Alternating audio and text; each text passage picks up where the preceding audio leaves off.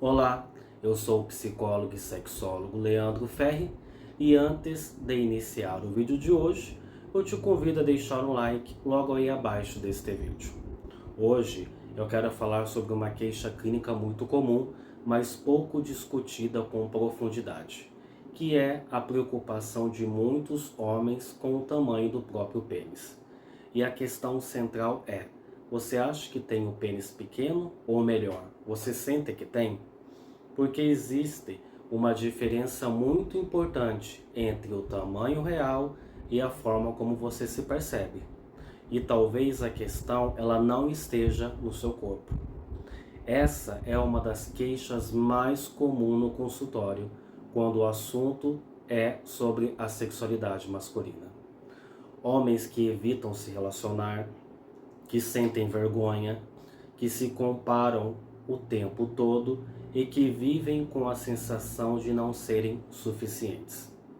Mas antes de qualquer dado objetivo, é importante entender que existe um mito muito forte construído culturalmente em torno do pênis. Ao longo da história, o pênis foi carregado de significados simbólicos como poder, virilidade, dominação e masculinidade.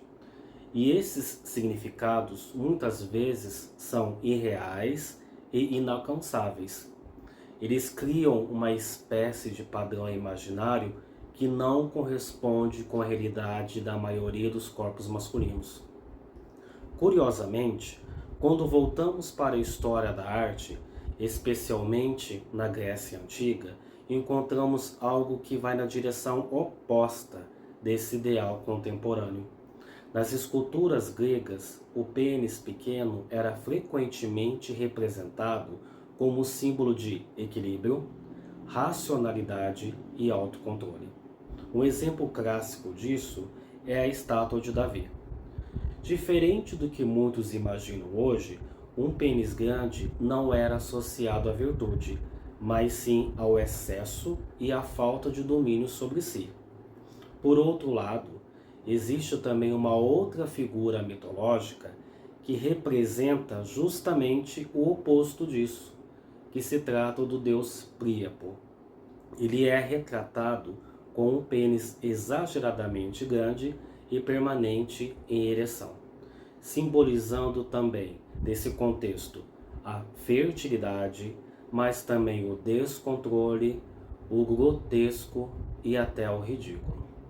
Ou seja, dentro da própria cultura antiga, o excesso já era visto com ambivalência, não como um ideal absoluto. Um outro elemento contemporâneo fundamental nesta discussão deste vídeo é o papel que a indústria pornográfica tem desenvolvido. A pornografia, de modo geral, seleciona e exibe corpos fora da média, criando um padrão artificial de comparação. Os atores são escolhidos muitas vezes justamente por apresentarem características consideradas acima do comum. E isso reforça a ideia de que aquele é o normal ou desejável.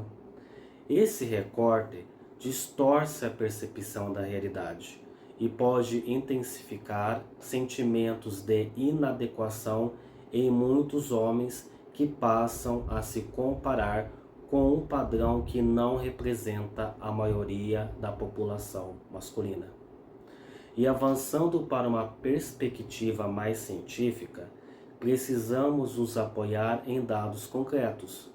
Segundo estudos amplamente divulgados por instituições sérias de urologia no Brasil, a grande maioria dos homens estão dentro de uma faixa considerada absolutamente normal.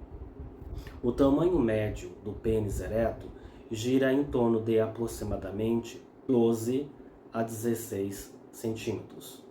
E aqui entra um ponto clínico fundamental. Muitos homens que chegam ao consultório com a queixa de pênis pequeno estão, na verdade, dentro da média. Ou seja, não se trata de uma questão anatômica, mas de percepção, comparação e muitas vezes de sofrimento psíquico associado à sua própria autoimagem. Por isso, mais do que falar de tamanho, é importante falar de significado. O que esse pênis pequeno representa para esse homem? Vergonha? Medo de rejeição? Sentimento de inadequação? É nesse campo que o trabalho clínico se torna fundamental. Então, se esse tema te atravessa de alguma forma, vale a pena começar a refletir. Estamos lidando com o dado real do corpo ou com um ideal construído que nunca poderá ser plenamente alcançado? E se você ainda não conhece o canal Inconsciente em Cena, eu te convido a se inscrever para que você possa receber mais conteúdos sobre o universo da psicologia e do inconsciente. Nos vemos nos próximos vídeos e até mais.